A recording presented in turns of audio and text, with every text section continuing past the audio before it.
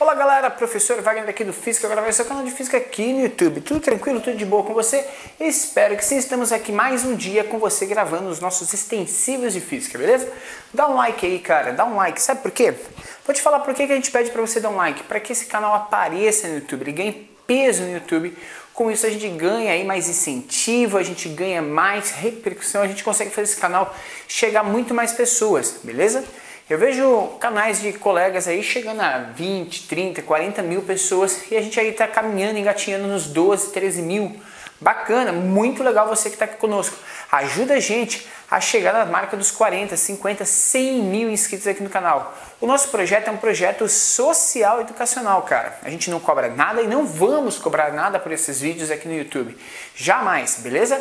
A gente vai sim entregar para você conteúdo gratuito e de qualidade para que você tenha a mesma oportunidade, a mesma chance de ensino e estudo que todos aqueles que podem pagar, beleza? Cara, se você tiver a oportunidade, a gente não está cobrando pelo curso, mas se você quiser fazer uma doação para o canal, para que o canal produza cada vez mais conteúdo e material, você tem a oportunidade de doar para o canal no Arrecade, beleza? Vai ter o link aqui embaixo na descrição, não vou mais falar sobre isso, tranquilo? Quero um dia não ter que pedir mais doação dos canais para que a gente consiga manter esse projeto. Então, se você tem uma empresa, se você tem condições de adotar alunos e adotar projetos como o nosso, entre em contato com a gente, beleza? Vamos lá para a aula de hoje, galera? Oi! A gente está falando hoje sobre eletrostática, certo?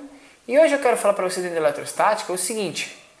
A gente tem alguns conceitos muito importantes de eletrostática que estão relacionados à seguinte questão, tá? A gente falou nas últimas aulas sobre um cara chamado campo elétrico, certo? Campo elétrico. E esse campo elétrico ele poderia ser um campo elétrico uniforme, né? E o campo elétrico uniforme entre duas placas permitia a gente armazenar energia, né? Então a gente falou de armazenamento de energia também, por causa de uma diferença de potencial entre duas placas. Cara, quando eu falo dessas questões com você, armazenamento de energia, campo elétrico, potencial elétrico, eu estou falando de eletrostática, certo? E quando a gente traz esse assunto, beleza? A gente começa a pensar no seguinte, o que acontece se eu criar entre dois pontos quaisquer uma diferença de potencial? Então vamos supor que eu tenha um potencial desse lado e um potencial desse lado, beleza? Então eu tenho aí dois caminhos, dois trilhos de potenciais energéticos, tá? Eu tenho o chamado U1 e U2. Eu tenho dois potenciais elétricos diferentes. Vamos supor que eu coloque um fio condutor entre esses dois elementos, certo? Esse fio condutor permite aí transição, passagem de elétrons de um ponto para o outro. Vamos supor que esse cara aqui tem um potencial positivo e esse cara aqui tem um potencial negativo. Obviamente, você vai começar a observar, a verificar nesse sistema um movimento de elétrons, certo? Que vão sair do potencial negativo e vão para a região de potencial positivo. Ou seja, esse potencial positivo vai começar a atrair essas cargas. Tranquilo? Isso está relacionado à energia potencial elétrica. Por quê? Porque existe uma força elétrica fazendo com que essas cargas saiam de um ponto e vão para o outro. A gente chama isso aqui de trabalho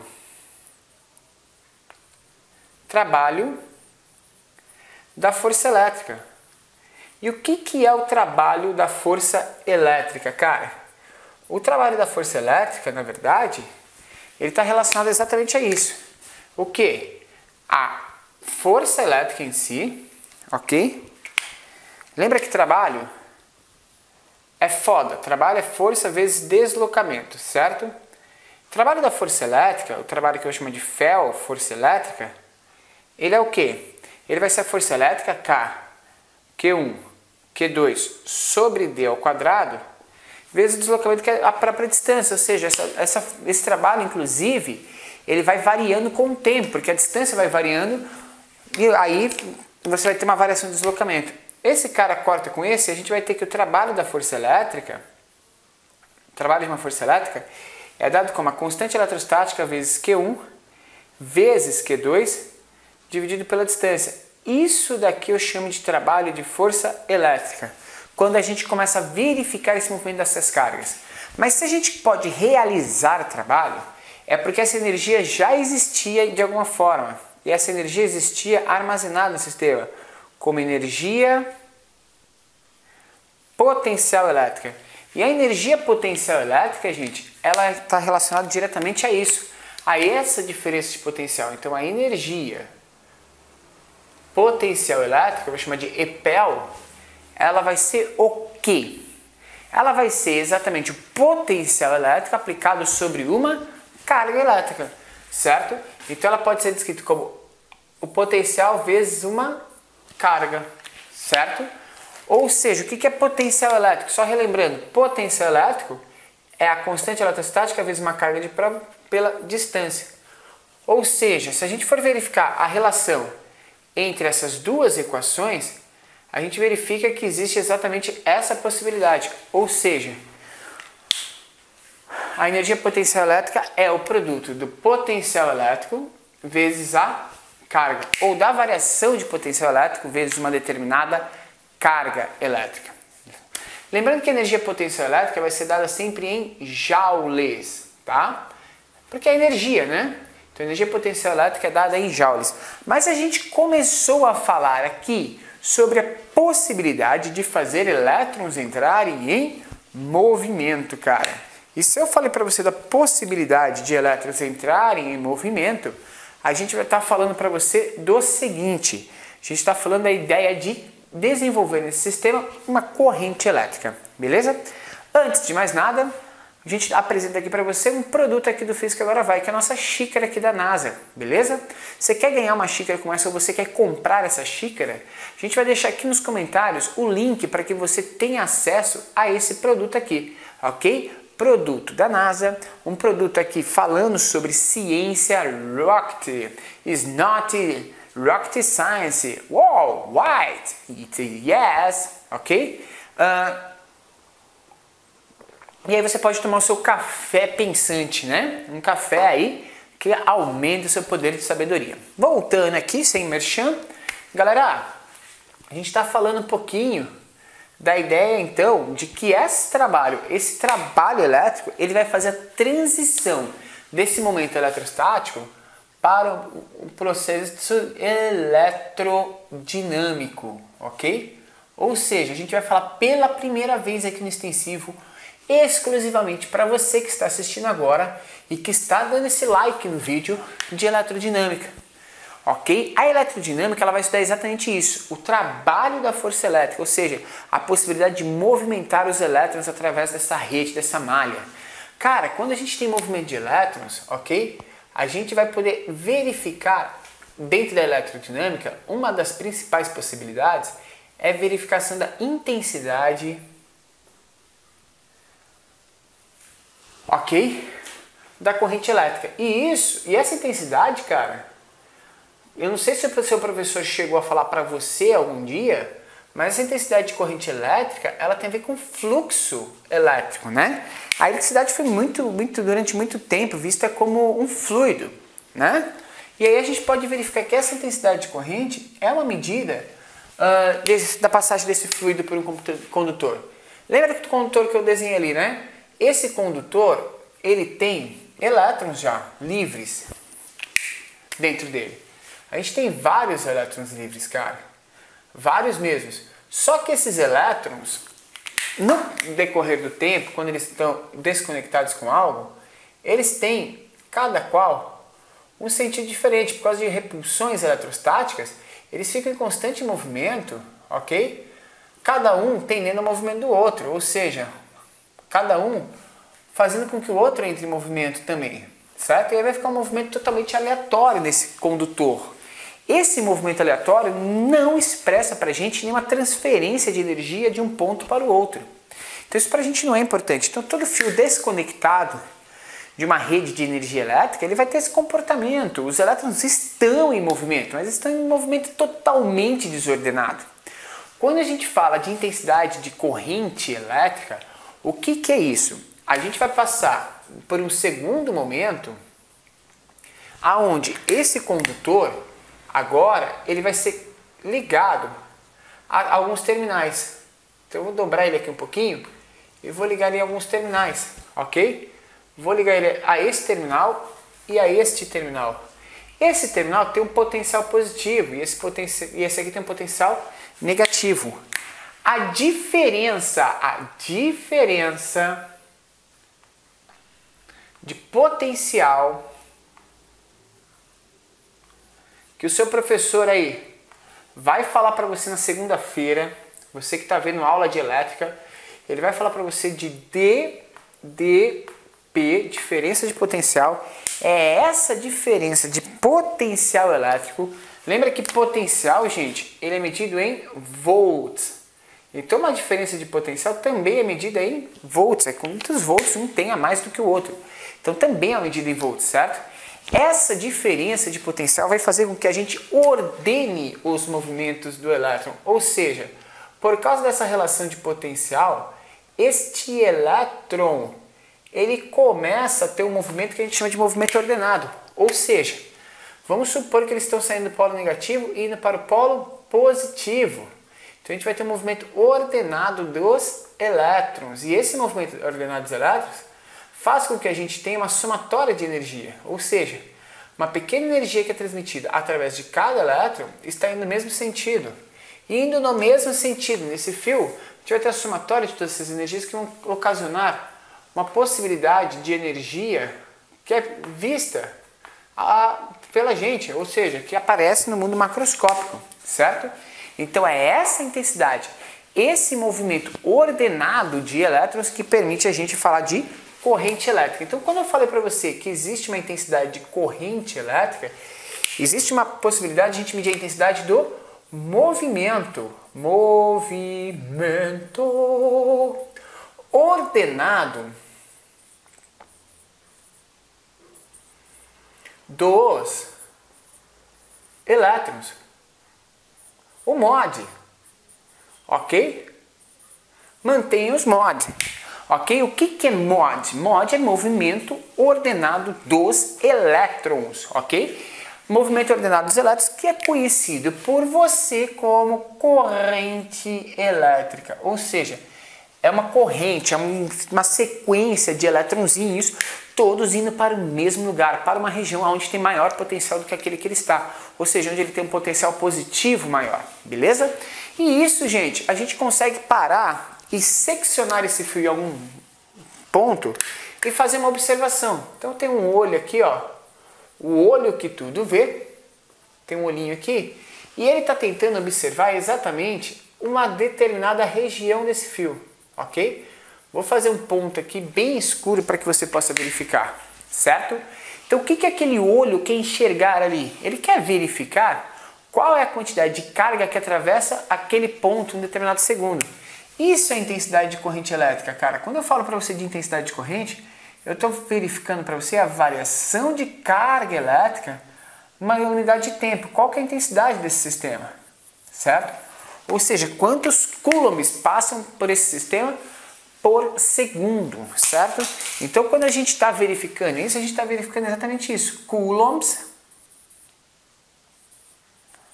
por segundo, certo? Você vai verificar lá, coulombs por segundo. Essa relação, coulombs por segundo, é o que a gente chama de corrente, intensidade de corrente elétrica. Então, recapitulando. A corrente elétrica num determinado circuito, ela nada mais é do que o movimento ordenado dos elétrons, que é ocasionado por uma diferença de potencial através de condutores que estão conectados num determinado sistema elétrico. Beleza? E a gente pode medir a intensidade da corrente, ou seja, a gente verifica dentro do tubo, dentro do fio condutor, qual é a quantidade elétrica que atravessa uma secção de área desse condutor por segundo, certo? E aí a gente vai ter a relação de intensidade de corrente elétrica. Ou seja, isso daqui vai ser dado para você por um nome chamado ampere. Homenagem a André-Marie Ampère, ok? Que verificou essa intensidade de corrente, certo? Que fez os estudos das correntes elétricas no circuito. Vai um cafezinho aí? Vamos tomar um café? Cafezinho é sempre bom para a gente estudar. E vamos continuar aqui, cara. A partir dessa ideia de ampere, de amperagem desse sistema, ou seja, da intensidade de corrente que atravessa esse circuito, a gente pode fazer um estudo, então, do que depende essa intensidade de corrente, cara. Peraí. A intensidade de corrente depende, primeiro, claro, do condutor que a gente tem ali, a quantidade de elétrons livres que se tem naquele condutor. Sim. E também vai depender da diferença de potencial. Quanto mais energia eu tiver de diferença entre dois pontos, mais elétrons vão se movimentar. Eu vou ter mais energia para fazer mais elétrons entrarem em movimento, certo? Exato, meu querido. Então a gente consegue fazer com que os elétrons acabem entrando em movimento através de um sistema por causa dessa diferença de potencial dentro deste sistema, beleza? Então isso é muito bacana, isso é muito importante para a gente poder estudar esse sistema eletrodinâmico, beleza?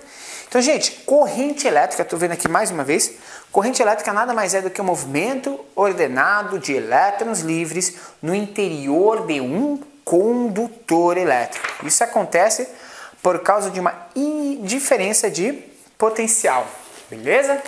Eu vou ler um textinho aqui para você rapidinho, você está na aula aqui, vamos aprender junto? Gente, é na Grécia que surgem os primeiros estudos mais sistematizados sobre a eletricidade, quando Tales de Mileto, em 600 anos antes de Cristo, descreve as observações feitas sobre o âmbar, né? Que em grego se escreve electron, ok? Resina proveniente de algumas árvores que ficava eletrizada quando friccionada e atraía folhas, penas e outros objetos extremamente leves, certo? Ou seja, o material resinável ele pode ter a característica do âmbar também, ou material plástico, material polimerizado, certo? Então se você pegar um polímero aí, um plástico, um pente de plástico e atritar no seu cabelo, desde que você não seja assim, né, cara?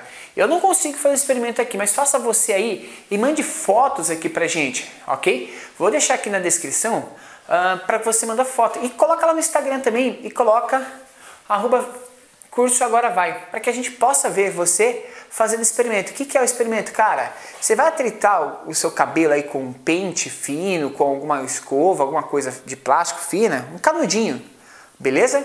E vai pegar esse canudinho, beleza? E você vai fazer duas coisas. Primeiro você vai tentar grudar ele na lousa. Canudinho você gruda na lousa tranquilamente. Segunda possibilidade é atrair pequenos pedacinhos de papéis. Você vai ver que vai funcionar. É a mesma característica, a mesma propriedade que tinha o âmbar. William Gilbert, um inglês, escreve em latim e publica no ano de 1600 o De Magneticisque Corporis et Magnum Magnetic Theory, ou seja, sobre o magnetismo e as correntes e os corpos magnéticos e sobre o grande magnetismo da Terra, certo? Cara, muito legal, né? Além deles, no final desse mesmo século, surgem os trabalhos publicados por Gray, na Inglaterra, sobre a movimentação e fluidez das cargas, a chamada eletrodinâmica, e Dufay, na França, sobre a possibilidade de existirem cargas diferentes, ou seja, as cargas positivas e cargas negativas nos corpos eletrizados. Só no século XVIII temos Benjamin Franklin, talvez o pai de toda a eletricidade, ok? Que desenvolve diversas pesquisas sobre conservação das cargas nos Estados Unidos. E Galvani, né, na Itália, desenvolvendo pilhas e descobrindo a íntima relação entre a eletricidade e a biologia, no que diz respeito ao funcionamento dos músculos, a bioeletricidade, certo? Alessandro Volta, também na Itália, constrói as primeiras pilhas na forma de dispositivos de armazenamento de cargas, mais eficiente do que os antigos geradores eletrostáticos. Muito legal, né, gente? E aí a gente começa a falar, então, da característica dessa corrente elétrica. E, cara, a corrente elétrica que atravessa um circuito como esse, a gente falou que a unidade de medida que a gente vai utilizar é o ampere. Mas 1 ampere é uma intensidade de corrente muito grande, cara. Então, normalmente, a gente vai trabalhar com submúltiplos de ampere, certo? A gente tem 1 ampere, mas a gente vai ter miliampere, microampere, nanoampere, ok? 10 a menos 3 amperes, 10 a menos 6 amperes e 10 a menos 9 amperes, beleza? Normalmente a gente vai trabalhar com unidades menores do que essa, tá? Porque já são correntes grandes o suficiente para fazer com que a gente possa estudar e conhecer esse tipo de sistema. Um outro ponto importante aqui, eu descrevi um sentido para a corrente elétrica saindo do potencial positivo e indo para o potencial negativo, certo? Cara, convencionou-se que o sentido de movimentação da corrente elétrica é o sentido de movimentação das cargas positivas, porque a gente nunca viu um elétron, a gente fala muito sobre ele. Olá, tudo bem? Você já ouviu falar sobre o elétron? Eu posso falar para você sobre ele. Ah, gostei do elétron, me apresenta um elétron? Não, eu nunca vi, nunca foi visto um elétron circulando por aí. Se você trombar um elétron por aí, meu querido aluno, se você trombar um elétron por aí, fala para ele vir conversar comigo, queria muito conhecer um elétron, beleza? Gente, o elétron, ele... Estando nas eletrosferas, o tio Marcelo, vou desafiar o Marcelão para explicar isso pra gente, beleza? Se você está assistindo esse vídeo aqui até agora, beleza?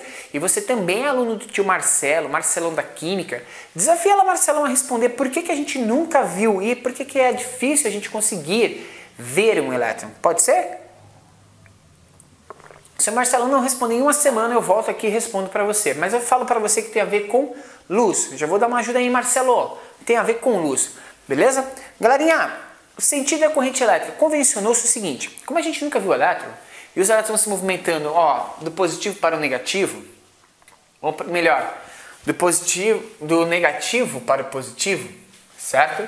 Do negativo para o positivo, a gente pode dizer o seguinte... que conforme um elétron sai, fica um buraco, certo? Eu tenho uma mão aqui, tem uma outra mão aqui. Se essa mão sair e vier para cá, aqui ficou um buraco. O que a gente conseguia ver eram os buracos deixados pelos elétrons. E a gente convencionou dizer que esse buraco se movimenta no sentido oposto. Se esse elétron sai daqui para cá, o buraco está vindo de lá para cá. O vazio vem no sentido oposto. Logo, a gente pode pensar que o movimento seria das cargas positivas. E convencionou-se isso, certo? Então, a gente sempre vai atribuir, sentido convencional da corrente, que a corrente elétrica vai se movimentar do positivo para o negativo. Porém, o sentido real é do negativo para o positivo. No caso de cálculos realizados, utilizemos sempre o que é convencional. Beleza? Tranquilo, galera? Então a gente vai usar a corrente convencional, que são os buracos deixados, beleza? Que é o movimento das cargas positivas. De boa? Gente, tipos de corrente elétrica. Isso me gerou uma briga, meu amigo, que você não tem noção, certo? Quando o vetor campo elétrico existe no interior de um condutor constante, no decorrer do tempo, a corrente é denominada corrente contínua, a corrente não muda. Então, se você tem um campo elétrico constante, o movimento das cargas elétricas também será constante, certo? Agora, quando a gente varia essa relação de potencial elétrico, ok? Variando o seu potencial, a gente faz só uma vibração dessas cargas. E essa vibração já transmite energia elétrica, certo? Essa vai ser a chamada corrente alternada. A corrente contínua normalmente é encontrada em pilhas e baterias. A corrente alternada é aquela corrente normalmente encontrada, por exemplo, nas tomadas, né? Quando a gente fala de tomadas elétricas, a gente fala de corrente alternada, beleza? Galerinha, continuando aqui, isso gerou uma briga na história da ciência e a gente já vai falar das pessoas e eu vou te indicar um filme para você assistir, beleza? A pessoa orando de vestibular vai assistir o filme, assista, cara. Você vai entender muito bem como que é construída a ciência e como que se chegou a esses conhecimentos aqui, beleza? Gente, então a corrente contínua, o IC, corrente contínua, que a gente chama de ICC, ou IC apenas. Deixa eu pegar uma caneta aqui que esteja a fim de trabalhar nesse final de semana. Professor, você está gravando no final de semana? Cara, eu vou te falar, você que está assistindo esse vídeo hoje, estou gravando aqui domingão, cara, beleza? Vamos lá? Gente, corrente contínua, graficamente, se a gente for pegar a intensidade de corrente em função do tempo, ela é sempre constante. Já a corrente alternada, ela vai ter uma característica trigonométrica, então ela vai ter uma onda senoidal. Ora essa corrente é positiva, ora negativa. Ora é positiva, ora é negativa. Ora é positiva, ora é negativa. Certo? Ou seja, engraçado que para ela ser positiva e negativa, ela vai ter que passar pelo zero o tempo todo, né? Ou seja, aquela lâmpada incandescente que você tem na sua casa, aquela antiga, que dizem que já não vende mais, mas você encontra nas lojinhas aí no bairro, né? Essa lâmpada incandescente, ela liga e desliga, cara, 60 vezes por segundo, ok? Ela varia a sua intensidade 60 vezes por segundo, porque a frequência de oscilação que a gente tem naquele sistema alternado. Olha que louco, cara, 60 vezes por segundo, aí você não enxerga. Pra gente parece que ela está sempre ligada, tá? Mas não está, ela está piscando o tempo todo. Se a gente tivesse uma câmera de slow motion e conseguisse reduzir essa reverberação, esse fluxo, né, de filmes, esses frames em 60, ok? A gente ia conseguir frame a frame verificar a lâmpada hora apagada, hora acesa, hora apagada, hora acesa, certo? E gente, quais são os efeitos mecânicos, efeitos físicos causados por essa corrente elétrica? Não vou escrever aqui para você não. Vou sim. Os efeitos da corrente, quais são? A gente tem o efeito magnético, a gente tem o efeito térmico e a gente tem o efeito químico. Beleza? Vamos analisar cada um desses efeitos aí provocados. O magnético, quando uma corrente elétrica percorre um condutor, vai aparecer na sua vizinhança um campo magnético, ok? E esse efeito é comprovado por uma bússola. Se você tiver uma bússola aí perto de você, ok? E você pode colocar essa bússola próxima a uma corrente elétrica, a um fio condutor que está atravessando a corrente, você vai ver que essa bússola vai se orientar conforme a corrente elétrica. Ou seja, ela vai sofrer perturbação da presença dessa intensidade de corrente, ok? A gente também vai ter efeitos térmicos, né? Por quê? Porque a passagem dessa corrente ela vai provocar aquecimento pela colisão dos elétrons. Os elétrons não enxergam, estão em movimento aleatório, de repente eles começam a circular para o mesmo sentido. O material ele tem a sua resistência, ou seja, ele não tem um caminho perfeito para esse elétron atravessar.